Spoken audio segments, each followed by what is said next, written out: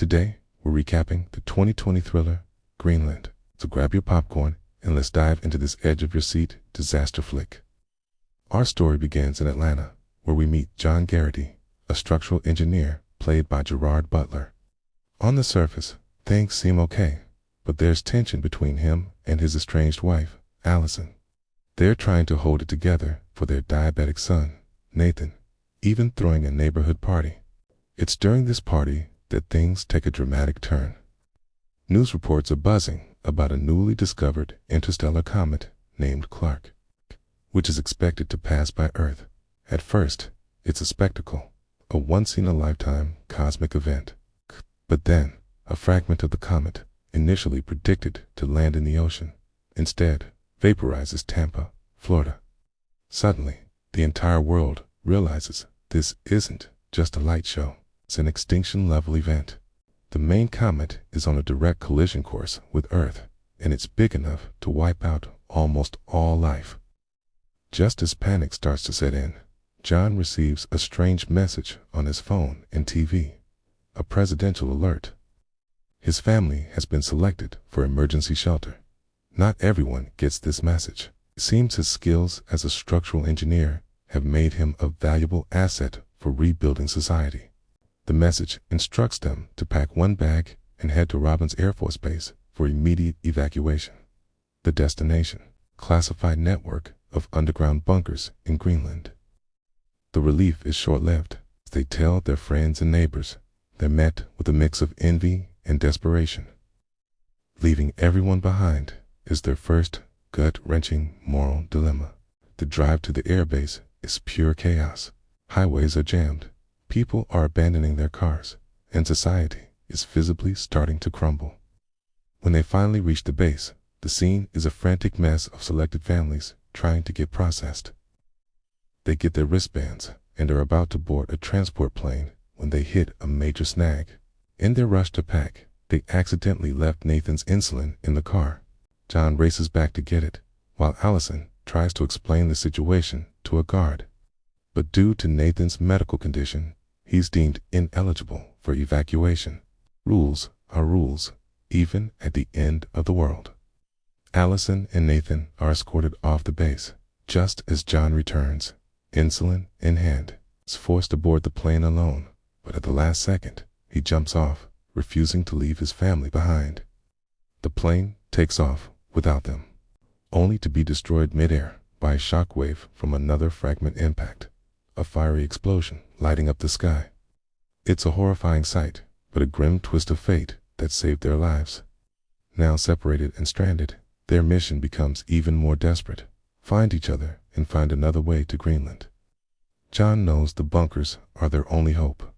Allison leaves a note for John on their abandoned car, telling him she's heading to her father's house in Lexington, Kentucky. But in the chaos, her bag, with her phone and wallet, is stolen. She and Nathan are now on their own, forced to hitch a ride with a seemingly kind couple, Ralph and Judy. However, their kindness has a dark motive. They see Nathan's wristband and realize he was one of the chosen ones. They try to kidnap Nathan to use his wristband for themselves. Allison fights back fiercely, and in the struggle, Ralph is accidentally taken out by an oncoming truck. Judy is left to face the authorities. It's a brutal reminder of how quickly humanity can turn on itself when survival is on the line. Meanwhile, John is also trying to make his way to Kentucky. He hitches a ride on a truck with other desperate survivors. The conversations are bleak, filled with fear and anger. One man, Colin, discovers John's wristband and a fight breaks out. The other men, furious at being left behind by the government, turn on John. It's a brutal, chaotic brawl inside a moving truck. But John manages to fight them off and escape, but not before getting a harsh lesson in the dark side of human nature. He eventually finds a car and continues his journey. Bruised, but determined, he finally makes it to Allison's father's house in Kentucky. Dale, a tough, self-sufficient man, is initially wary, but welcomes him.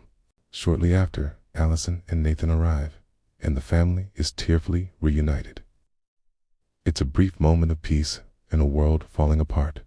Dale, however, has no intention of leaving his home. He gives them his truck and tells them to get to an airfield in Canada where private planes are reportedly flying to Greenland. It's a heartbreaking goodbye, as they all know they'll likely never see him again. As they drive away, they watch from a distance as more comet fragments rain down, the sky filled with fireballs.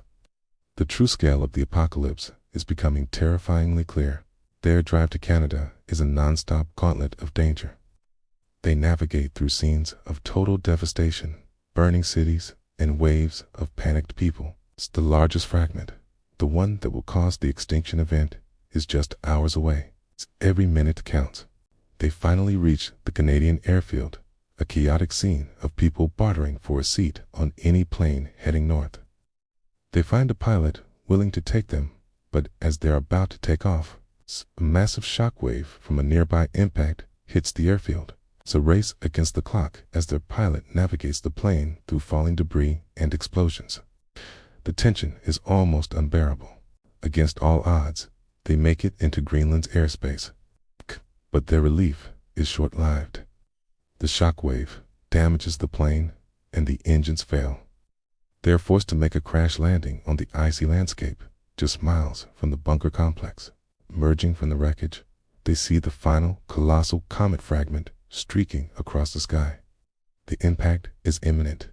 They race across the frozen tundra, the ground shaking violently beneath them. Soldiers from the bunker spot them and rush out to help, make it inside just as the blast door is sealing shut. The shockwave hits, a cataclysmic force that shakes the entire bunker. They are safe, but the world they knew is gone. The film then jumps forward 9 months. The bunker doors open to a changed world. The dust has settled, revealing a transformed, but not entirely destroyed, planet. The air is breathable again. As the survivors emerge, they make radio contact with other bunkers around the globe. There are other survivors. It's a message of hope. The Garrity family stands together, looking out at the new dawn. They survived the apocalypse, but now the real work begins. Rebuilding. Greenland is more than just a disaster movie. It's a powerful story about family, sacrifice, and the unbreakable human spirit in the face of unimaginable catastrophe. It shows the best and worst of humanity and leaves you with a lingering question. What would you do to survive? Thanks for watching. If you enjoyed this recap, make sure to hit that subscribe button and ring the bell so you don't miss our next video. Let us know in the comments what movie you'd like to see us cover next. See you in the next one.